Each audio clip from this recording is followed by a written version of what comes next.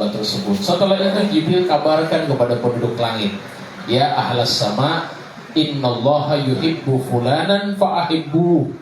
Wahai kalian penduduk langit, sesungguhnya Allah telah cinta kepada si fulan, maka cintailah fulan itu. Hatta yudha lahu qabulu fil ard. Dengan cintanya Allah, cintanya Jibril, cintanya seluruh malaikat penduduk langit, maka dia terterima di muka bumi. Jadi tanda orang itu dicintai oleh Allah, orang-orang cinta kepada dia ketika di dunia. Ya, cinta kepada dia ketika di dunia, akhlaknya, budi pekertinya, sopan santunnya, ilmunya.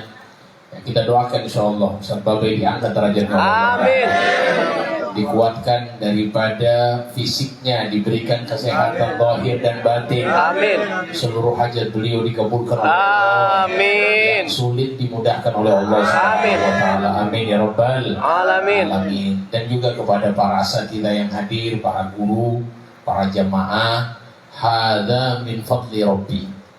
Kalimat ini awal pertama saya baca di Hadramaut, di Yaman. Jadi orang-orang itu kalau bangun rumah, itu tulis di rumahnya itu hadza min fadli rabbi. Ini adalah karunia Tuhan. Jadi tidak menisbatkan diri kepada dirinya, tapi menisbatkan kepada Allah, Sang Pemberi. Kita hanya bisa ikhtiar, tapi yang kasih itu adalah Allah. Kita sholat, itu kita sholat sebenarnya yang kasih kekuatan itu siapa? Allah. Kita zikir, yang kasih kita zikir siapa? Allah. Kita doa, yang kasih kita doa siapa? Allah. Jadi hakikatnya nggak ada dari diri kita.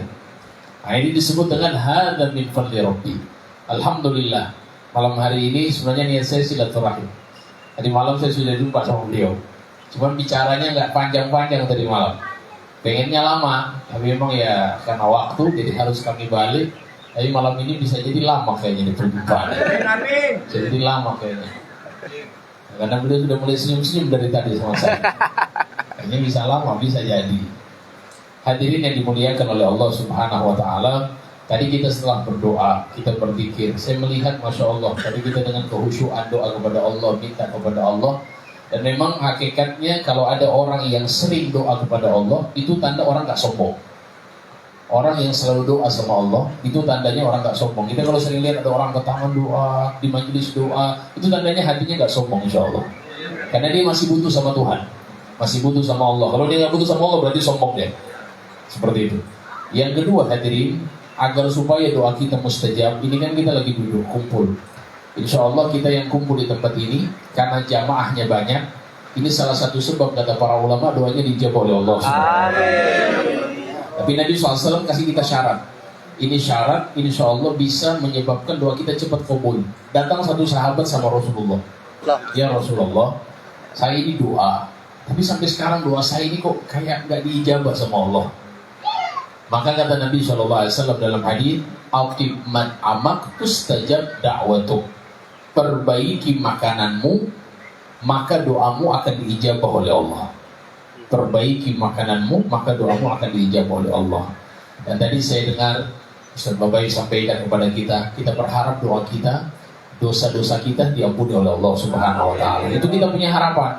Karena kalau ada yang tanya, Masya Allah, apa sih manfaat dosa kita diampuni? Kenapa kok tadi guru Ustaz Babai bilang Masya Allah, mudah-mudahan dosa kita yang kita lupa Allah ampuni. Semuanya kita bicara tentang dosa. Karena kita ini makhluk penuh dosa. Tahu apa yang menyebabkan rezeki kita macet? Dosa. Yang menyebabkan urusan kita gak selesai-selesai? Dosa.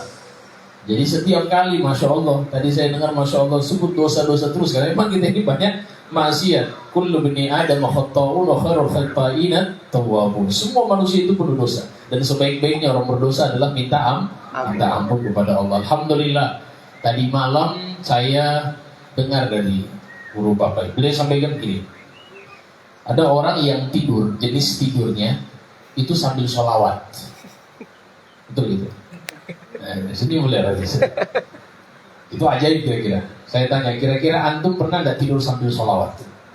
Tidur, bukan sebelum tidur. Tidur sambil sholawat. Pernah di sini? Angkat tangan yang kayak gitu. Nggak ada. Sini bawah berarti. Level berarti. Nanti kita minta ilmu. Saya belum dapat jawaban dari beliau soalnya. Tadi malam digantung aja kita tadi malam. Itu berarti mungkin kata beliau jawabannya nanti Habib datang ke majelis berarti. Nah, ini saya sudah datang insya Allah. Jadi saya sebentar kita minta kepada beliau, apa yang dimaksud dengan sambil tidur itu sambil sholawat? Apa yang dimaksud dengan itu? Karena ada orang duduk-duduk zikir, duduk-duduk sholawat, tapi ada orang yang tidur sambil sholawat. Saya juga pernah dapati ada orang sambil tidur dia baca Quran. Saya pernah dapati orang seperti itu. Dia tidur baca Quran tadi. Masya Allah itu. Nah ini kita minta nanti sama beliau bagaimana orang itu tidur sambil sholawat. Mau tahu ya jawabannya kan? Mau atau tidak? Nah ini insya Allah sama beliau, jangan sama saya. Saya nggak tahu itu. Hadirin yang dimuliakan oleh Allah Ta'ala, itu termasuk adalah orang yang selalu memiliki nisbat hati batinnya kepada Rasulullah SAW.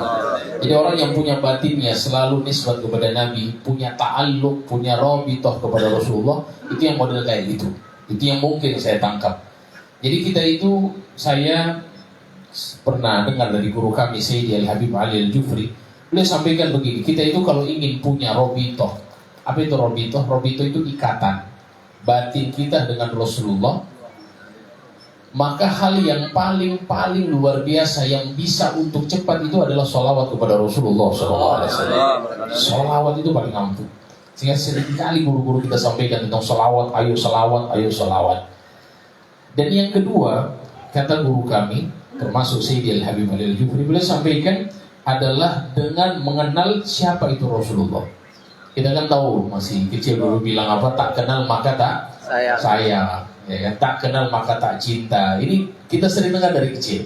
Maka kita harus mengenal Rasulullah SAW. Bagaimana itu Nabi Muhammad? Sehingga kalau seandainya anak-anak tanya sekarang ini, kalau ditanya sama mereka, kamu cinta siapa? Oh, Spiderman. Cinta siapa? Oh, Superman. Sesuai dengan apa yang sering dia dengar, selain dia kenal seperti itu. Tapi kalau dia kenal Nabi Muhammad, maka yang menjadi cintanya dia adalah Rasulullah Sallallahu Alaihi Wasallam. Dan kita sudah tahu almaru ma'aman ahabba yaumal qiyamah. Seseorang akan membersamai dengan orang yang dia cintai kelak di hari kiamat. Sampai ada satu riwayat bilang begini, lau abadal abid fi jawfil ka'bah au baina rukni wal maqam 80 sanatan lama yusyar illa ma'aman ahab. Kalau seandainya ada orang beribadah kepada Allah antara rukun Yamani dengan Hajar Aswad atau dengan Maqam Ibrahim, dia ibadah di situ terus selama 80 tahun, itu dalam riwayat disebutkan dia tetap akan dibangkitkan bersama dengan orang yang dicintai kelak di hari kiamat. Gak ada urusan, oh dia punya ibadah bagus, kalau seandainya dia cinta kepada orang yang gak bagus, ya nanti kumpul sama dia. Jadi kalau itu semuanya tergantung dengan cinta. Nah, bagaimana cara kita cinta kepada Nabi? Kenali Nabi. Itu tadi yang saya yakin Ustaz Babak itu mungkin orang yang tidur sambil baca sholawat itu dia sudah kenal Rasulullah SAW. Bukan kenal secara zahiriyah, tapi kenal dengan secara batiniyah. Dia kenali Nabi Muhammad. Dan memang kita harus sebelum kenal batin, kita harus kenal zahirnya Nabi. Ada dua kitab yang kalau kami di Hadramaut itu baca kitab namanya Al-Wasailul Wusul ila Syama'il Rasul. Ditulis oleh Syekh Yusuf An-Nabhani. Bicara tentang syama'ilnya Nabi. Ada yang kitab juga yang sering kami baca juga waktu di Hadramaut namanya Asy-Syama'il Al-Muhammadiyah. Asy-Syama'ilu Al-Muhammadiyah. Ditulis oleh Al-Imam Tirmidzi. Dua kitab ini menjadi dua kitab populer. Habib Umar bin Hafid suruh kami setiap bulan Maulid baca Al-Wasailul Wusul ila Syama'il Rasul selama bulan Maulid. Ini supaya kita tahu bagaimana fisiknya Nabi, bagaimana pakaiannya Nabi, bagaimana cara jalannya Nabi. Itu semuanya dijelaskan oleh Syekh Yusuf An-Nabhani. Saya ingin sampaikan kepada kita semua yang hadir supaya kita mungkin secara zahir kita bisa tahu bagaimana sih fisiknya Nabi Muhammad. Ya, karena banyak sekarang orang mengaku jumpa Nabi. Banyak atau tidak? Banyak. Jumpa Nabi, ada yang ngaku Imam Mahdi sekarang. Ngaku Imam Mahdi. Ngaku Imam Mahdi, Masya Allah. Kira-kira gimana orang ngaku Imam Mahdi itu? Percaya atau tidak? Ya. Orang ngaku Imam Mahdi ada beberapa tempat ngaku Imam Mahdi muncul di media sosial. Dibilang saya Imam Mahdi. Jadi ternyata juga ada waktu itu yang datang ke saya, ini kisah nyata ada. Datang dibilang Habib saya mimpi Rasulullah. Dia bilang oke. Terus saya tanya bagaimana kamu mimpi? Masya Allah Habib putih. Dia bilang oke. Terus tinggi. Saya bilang oke. Terus rambutnya sampai di pundak. Itu dia cerita. Saya bilang, oke, ada memang riwayat Nabi SAW ya memanjangkan rambutnya sampai ke pundak. Oke, ada riwayat. Terus rambutnya bagaimana? Rambutnya putih semua, Habib. Dari breok, dari janggut, dari rambut, semuanya putih. Saya bilang kayaknya itu kakek yang di samping rumah kamu kayaknya. Ada Nabi Muhammad rambutnya putih. Nabi Muhammad usia 63 tahun. Itu uban yang didapatkan oleh para sahabat di tubuh beliau gak sampai 20 helai uban. Semuanya hitam. Sallallahu alaihi Nabi Muhammad. Semuanya hitam. Gak ada yang putih gak sampai 20 helai. Dari rambutnya, dari breoknya, dari janggutnya, sallallahu alaihi wasallam. Jadi saking indahnya Nabi sallallahu alaihi wasallam. Jadi sehingga memang orang yang jumpa Nabi, ya sudahlah, kita sering dengar dari guru-guru kita. Kalau ada yang jumpa Nabi Muhammad yang mungkin wajahnya itu katanya mirip gurunya, maka di sini disebutkan para ulama dia harus tetap belajar kepada guru itu karena gurunya itu guru futuhnya. Itu memang kita sering dengar. Tapi ini kita bicara sosok yang menjadi cirinya Nabi Muhammad SAW itu harus sesuai. Kalau bukan fisiknya Nabi tatkala diutus menjadi Rasul, atau fisiknya Nabi ketika menjadi Rasul, atau fisiknya Nabi tatkala beliau wafat. Kita harus tahu, oh gini loh fisiknya. Sehingga ulama menjelaskan di dalam kitab Syama'il itu, para sahabat juga jelaskan, pastinya dari riwayat-riwayat para sahabat. Dan rata-rata orang yang menengok Nabi Muhammad itu sahabat yang kecil-kecil, bukan sahabat yang besar. Karena Nabi itu memiliki wibawa. Man ra'ahu badihatan haba wa man khalatahu ma'rifatan ahabba, kata Sayyidina Ali. Kami itu kalau tengok Nabi, wibawanya tinggi sekali. Gak sanggup mata kami melihat wajah Nabi Muhammad SAW. Jadi yang bisa melihat Nabi itu anak-anak kecil dari kalangan sahabat. Abu Bakar gak sanggup, hadirin. Jadi kita gak dapati riwayat dari Abu Bakar menceritakan fisik Nabi kecuali sahabat yang kecil-kecil, seperti Abdullah bin Abbas, seperti Sayyidina Anas bin Malik. Itu mereka masih kecil-kecil, umur 10 tahun. Coba kita lihat, kalau ada anak-anak kecil lewat misalnya Habib Umar, gitu kan pasti kan? Jadi lebih bisa melihat sosok wibawa itu daripada anak kecil, bukan orang-orang besar. Maka hadirin yang dimuliakan Allah, dari rambutnya Nabi sampai fisiknya Nabi itu dijelaskan satu persatu. Dari rambutnya Rasul SAW, rambutnya Nabi itu kadang-kadang kita bisa baca di dalam riwayat, beliau sepanjangkan kadang-kadang sampai ke daripada pangkal kuping beliau, terkadang beliau panjangkan sampai di atas. Kemudian beliau rambut beliau ikal disebutkan. Ya, rambutnya Rasul SAW itu ikal, tidak lurus dan tidak juga jadi berombak. Ya, sallallahu alaihi Nabi Muhammad. Kemudian rambut sallallahu alaihi wasallam itu sangat indah pastinya. Kemudian dijelaskan alisnya Nabi Muhammad SAW memiliki alis yang tebal.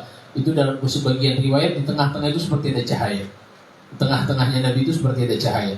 Ada yang melihat secara sepintas begitu, melihat rambutnya Nabi alisnya Nabi itu seakan-akan bersatu. Antara satu dengan yang lain itu seakan-akan nyambung gitu. Alisnya Nabi itu seakan-akan nyambung kalau orang lihat sekilas. Kemudian beliau alaihi salatu wassalam itu alisnya tebal dan panjang. Tebal, kelihatan indah. Orang kalau alis tebal itu indah.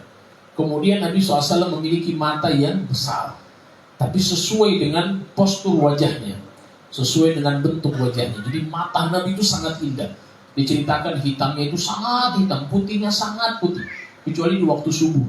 Kadang-kadang Nabi kan bangun tahajud, itu kelihatan di putihnya itu masih ada kelihatan merah-merah, kata para sahabat. Saking beliau malam itu begadang untuk ibadah kepada Allah Subhanahu wa ta'ala.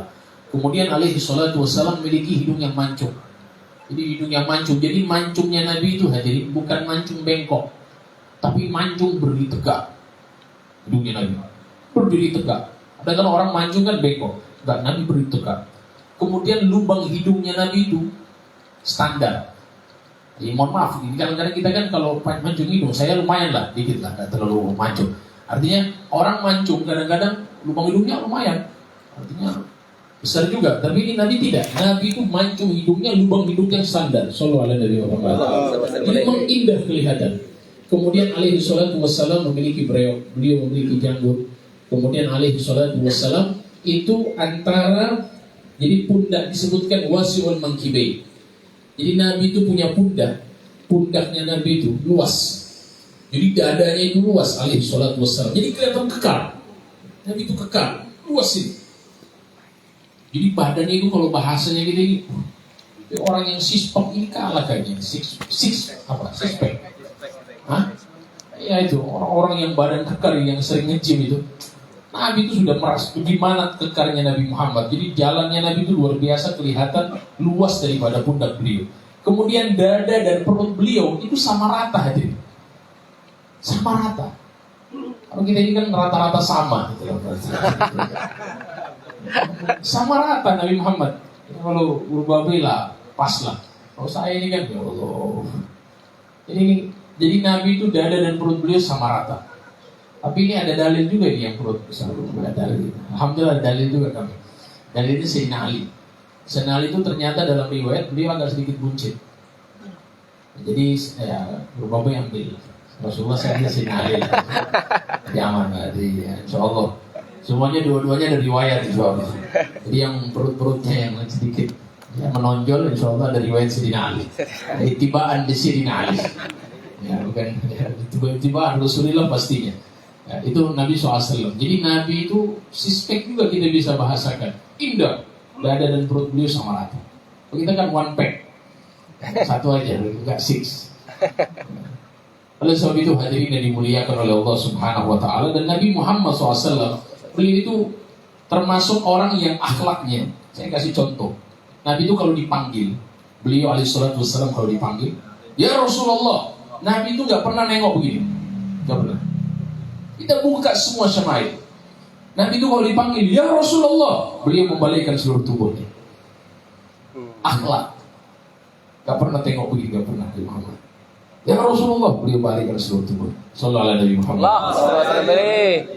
Kemudian Nabi Muhammad SAW termasuk di dalam sebuah riwayat, beliau itu kalau di satu majelis ada orang datang atau lagi kumpul, itu beliau lebih banyak menengok dengan ekor mata.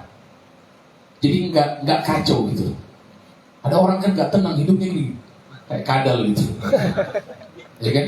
Jadi Nabi itu termasuk yang tenang. Jadi Nabi itu kalau duduk, ada orang yang datang atau ada itu beliau hanya sahabat yang datang, beliau hanya tengok begini dari sana tuh. Dan ini kita bisa lihat para guru-guru kami seperti Sayyidil Habib Umar. Itu kalau seandainya ada orang datang dari jauh, beliau cuma tengok gitu. Jadi supaya apa? Supaya orang nggak terlalu jadi orang yang tenang batinnya. Sallallahu alaihi Muhammad. Itu semua keindahan ada sama Nabi, semua keindahan ada sama Rasulullah. Sehingga kalau ada sahabat datang beliau hanya tengok begini. Dari sana tengok begini. Ya kan? Kalau gitu kan. Oh kadal gurun. Lupa sih. Haula wala quwwata illa billah. Jadi ketenangan itu sama Nabi itu luar biasa dahsyatnya. Kemudian alaihi salatu wassalam aktaru tabassuman. Pokoknya demen senyum. Pokoknya apapun yang terjadi senyum Rasulullah SAW. Kita lihat guru kita, masya Allah, Ustaz Babai. Ini bawa senyum dari tadi malam, gak pernah muka masuk, senyum terus. Kayak gak punya masalah Ustaz. Senyum terus, subhanallah aja. Pokoknya jumpa orang senyum, saya masya Allah. Apalagi kalau udah ada rokok, masya Allah, senyumnya lebih tambah lebar saya. Jadi subhanallah hadirin. Jadi beginilah Nabi Muhammad Sallallahu Alaihi Wasallam, duduknya Nabi Muhammad, tabassumnya Nabi Muhammad. Dan kalau kita lihat, Nabi itu disebutkan oleh para sahabat, kami satu kali duduk di majelis bersama Nabi, ngobrol. Itu nanti istighfar kami hitung sampai 100 kali. Nabi lagi duduk dengan para sahabat, istighfarnya Nabi kami hitung. Astagfirullahaladzim. Itu Nabi istighfar sampai kami hitung 100 kali istighfarnya Nabi dalam satu majelis. Coba kita bisa bayangkan. Pertanyaannya, ada dosa nggak Nabi Muhammad? Nggak ada. Apa yang perlu istighfarkan? Maka kata Imam Nawawi, Nabi itu istighfar ada dua. Yang pertama adalah beliau mengangkat derajatnya. Allah angkat derajat beliau dengan istighfarnya beliau. Kita sudah tahu, disebutkan bahwasannya Nabi SAW disebutkan dalam Al-Quran bagaimana disebutkan inna fatahna laka fatham liyaghfira laka Allah ma taqaddama min dhanbika wa ma ta'akhkhar wa yutimma ni'matahu 'alaika. Dosa Nabi yang dulu dan yang akan datang sudah diampuni sama Allah. Jadi istighfarnya Nabi mengangkat derajat. Yang kedua, istighfarnya Nabi tasyri'an li ummati. Untuk supaya itu jadi syariat. Sehingga kita diminta istighfar 100 kali tiap hari. Nabi itu istighfar di atas 70 kali. Kita ikut itu. Bukan Nabi itu istighfar karena punya dosa, tapi karena kita itu supaya kita jadikan Nabi Muhammad sebagai contoh. Shallallahu alaihi Nabi Muhammad. Kemudian Nabi alaihi salatu wassalam itu pokoknya kalau kita cerita ya Al Habib Ali bin Muhammad Al Habsyi bahwasanya disebutkan disebutkan bahwasanya semua keindahan ada kepada Nabi Muhammad sallallahu alaihi wasallam. Cerita tentang wajahnya Nabi Habib Ali pernah tulis dalam Maulid Sibtut Durrar. Itu disebutkan bahwasannya disebutkan yagharul badru min husni wajhihi tahayyatil albabu fi wasfi ma'nahu. Itu bulan purnama ternyata pernah iri dengan Nabi Muhammad sallallahu alaihi wasallam. Bulan purnama pernah iri sama Nabi. Itu kisahnya Sayyidina Ja'far as-Shadiq. Sayyidina Ja'far as-Shadiq, beliau tatkala itu datang. Kebiasaan orang Arab ini dari dulu. Itu kalau sudah masuk bulan purnama, itu mereka sama-sama keluar rumah tengok bulan. Saking indahnya. Di sana kan jarang ada awan. Jadi bulan itu kelihatan indah. Beda dengan kita di Indonesia. Jadi di sana itu indah bulan purnama. Jadi mereka itu lagi asik-asik duduk di luar. Datanglah Nabi Muhammad sallallahu alaihi wasallam. Ketika Nabi datang, itu Sayyidina Ja'far melihat bulan, melihat wajah Nabi. Ditengok bulan, ditengok wajah Nabi. Sayyidina Ja'far takjub. Nabi tanya, "Ya Ja'far, mana bik? Wahai Ja'far, ada apa dengan kamu? Tengok saya, tengok bulan. Tengok saya, tengok bulan. Ada apa dengan kau, wahai Ja'far?" Ja'far ini sepupunya Nabi. Apa kata Sayyidina Ja'far? "Ya Rasulullah, ra'aitul qamar wa ra'aitu wajhak." Wahai Nabi, saya tengok bulan purnama dan saya melihat wajah kamu. Wa wallahi la wajhuk adwa wa ahsan minal qamar. Demi Allah, wajahmu lebih terang dan lebih indah daripada bulan purnama. Kita bicara tentang keindahan Nabi itu luar biasa. Gak akan pernah habis. Sehingga disebutkan kalau seandainya seluruh pepohonan dijadikan pena dan seluruh lautan dijadikan tinta untuk menulis keindahan Nabi, maka tidak akan cukup. Saking indahnya. Sallallahu alaihi wasallam. Kita sekarang alhamdulillah punya guru yang selalu bimbing kita untuk bagaimana hati kita kepada Allah, kepada Rasulullah SAW, kepada para aulia, kepada para ulama. Alhamdulillah kita syukur. Jadi saya sebenarnya ini, ya Allah, alhamdulillah ngalah barokah datang. Nah, kita cerita sedikit lah supaya tambah lagi, karena saya lihat sudah mulai loyo ini. Yang biasanya di Lebaran begini kan, ada kena ketupat, lontong sayur. Apa di sini? Lontong sayur ya? Sayur, masya Allah. Alhamdulillah, insya Allah. Jadi ini hal-hal yang perlu kita perhatikan, karena Ustaz Babai bilang waktu 4 jam. Saya lihat udah 4 jam lumayan juga 4 jam. Ini bahasa basi Betawi ini luar biasa juga, bikin bingung saya gini. Jadi insya Allah takut panjang. Jadi saya mau kasih satu amalan. Ini amalan dibaca.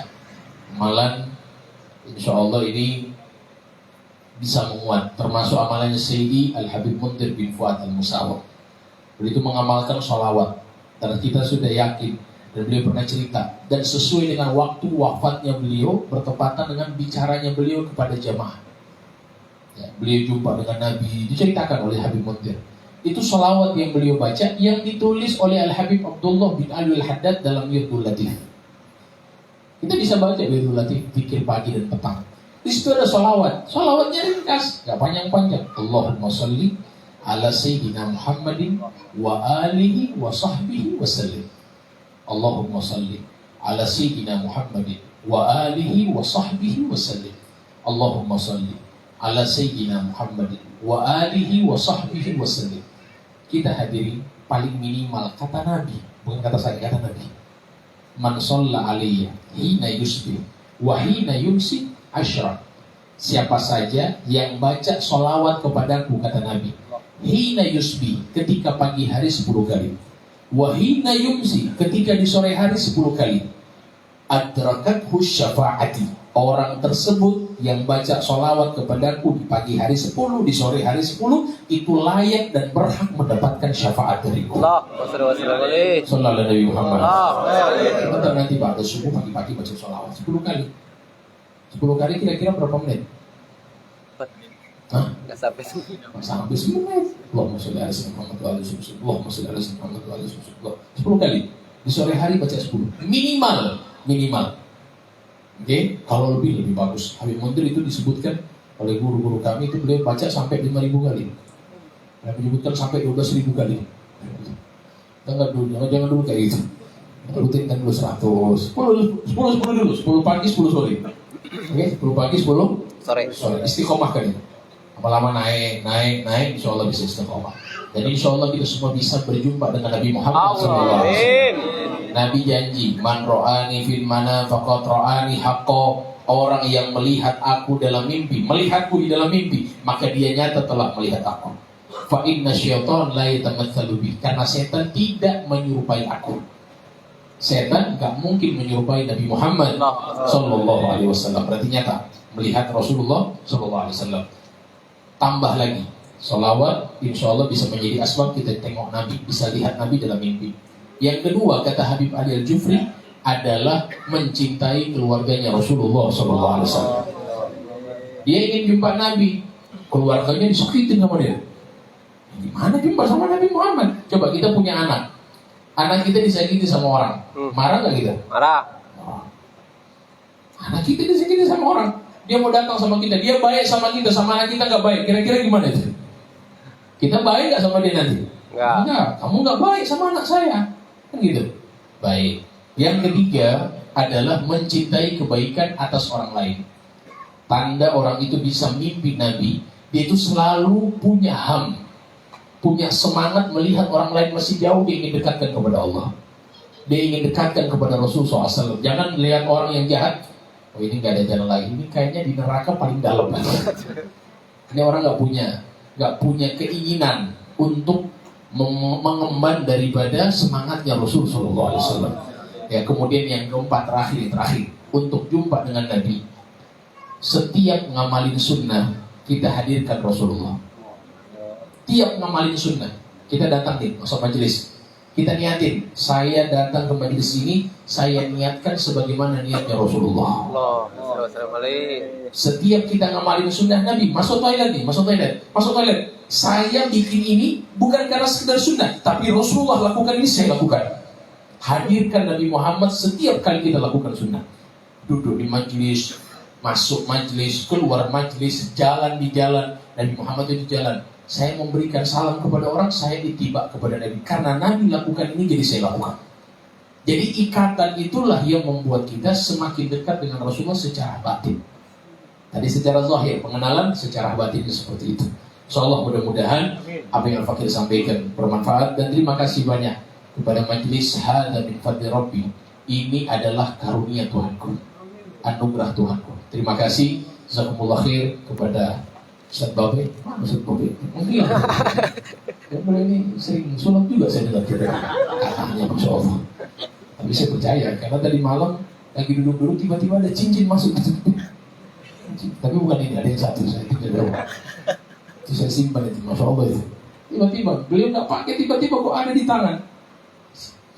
Masya Allah. Ala kulli hal, insyaallah mudah-mudahan manfaat. Amin. Insyaallah hati kita dibersihkan oleh Allah Ta'ala. Amin. Dosa kita diampuni oleh Allah. Amin. Punya hajat kabul. Amin. Anaknya jadi soleh-soleh. Amin. Guru kita insyaallah semakin dicintai oleh Allah. Amin ya Rabbi. Memberikan manfaat. Amin. Insyaallah kita semua yang kumpul di tempat ini semakin istiqamah. Amin. Kita diwafatkan dalam keadaan husnul khatimah. Amin. Amin ya rabbal alamin. Amin. Sallallahu alaihi wasallam. Allahumma shalli alaihi wa sallam. Amin.